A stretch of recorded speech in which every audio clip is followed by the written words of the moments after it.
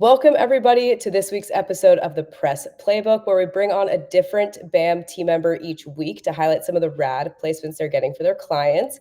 This week, we have on Brittany, who recently got her clients, Costanoa and Matrix, both quotes in Fortune. So, Brittany, welcome. Happy to have you. Thanks for having me, Kendall. So, why don't we hop into talking a little bit about you and what you do at BAM and your role there? Yeah, absolutely. Well, as Kendall mentioned, I'm Brittany. I'm a senior account director here at BAM. I'm going on my 6 years now, and I would say my main role here is I play a hybrid role between both our venture practice and our deep tech practice, leading both early stage startups and help support venture funds with building thought leadership, getting those great momentum releases and funding news out there, and anything else in between that will help build a really solid media footprint. I love deep tech stuff. I think especially now, it's such a fun time to be a part of that with everything AI. I feel like that's so interesting. So let's jump in to both of your clients. So Costanoa and Matrix, tell us a little bit about them, what they do, what their background is, all that good stuff. Yeah, so both Costanoa and Matrix are early stage venture funds. Matrix has been around for almost 50 years. They're known in the industry as early backers for Apple, Oculus, Canvas, really big players in the space.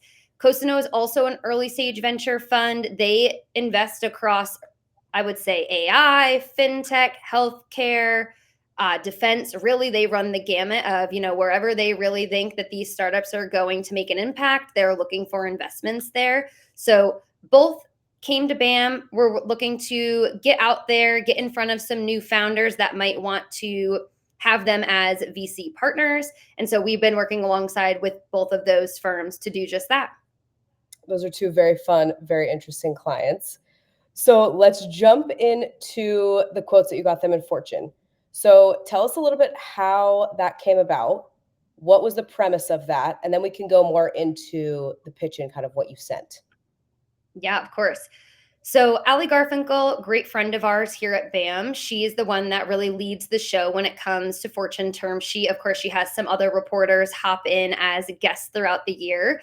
But as we know, we've been working with her for several years. And when the end of the year is coming, she always loves to do a crystal ball series. So asking founders, VCs, any other executives that might have the expertise to say, what are we going to see in the forthcoming year when it comes to AI, cybersecurity, the venture capital ecosystem.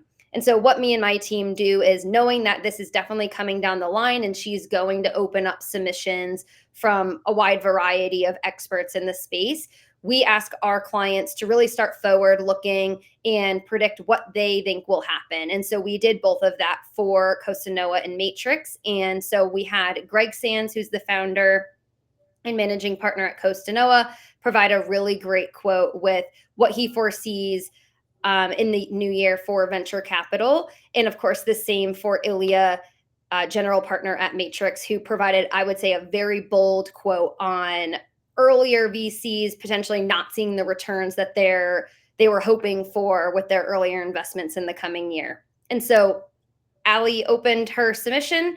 We reached out to her, included a wide variety of quotes for her to choose from, and then worked with her to see what that crystal ball might look like in the new year.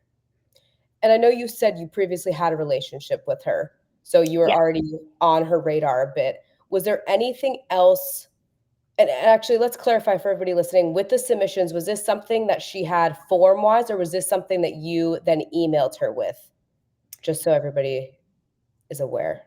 Yeah. So she typically has a call to action at the front of some of her newsletters. In this case, she let her readers know, hey guys, I'm opening up the floor for submissions for this coming crystal ball. I'll be taking submissions through X date. And so she really opens it up for anyone and everybody to email her their predictions for potential inclusion. Got it. And for founders who are maybe going to take this and look for other opportunities that are similar, what is the benefit of getting placed in something like this, getting quotes in something like this that they do? Yeah. So Fortune term sheet, I would say their readership continues to grow and grow. And knowing that VCs are really purview to building some new founder relationships, potentially some new LP relationships if they're looking to fundraise in the coming months. Fortune Term Sheet is a great way to showcase not only your thought leadership and expertise, but be noted alongside other really impactful spokespeople in your space. And so being in the right pools and being quoted in the right circles really does play a tremendous role in building up that brand awareness and, of course, personal brand as well. And they were probably stoked that they got included. Yeah, they were very excited. Yeah, that's awesome. That's awesome. So I'm so happy we got to highlight those 2 clients.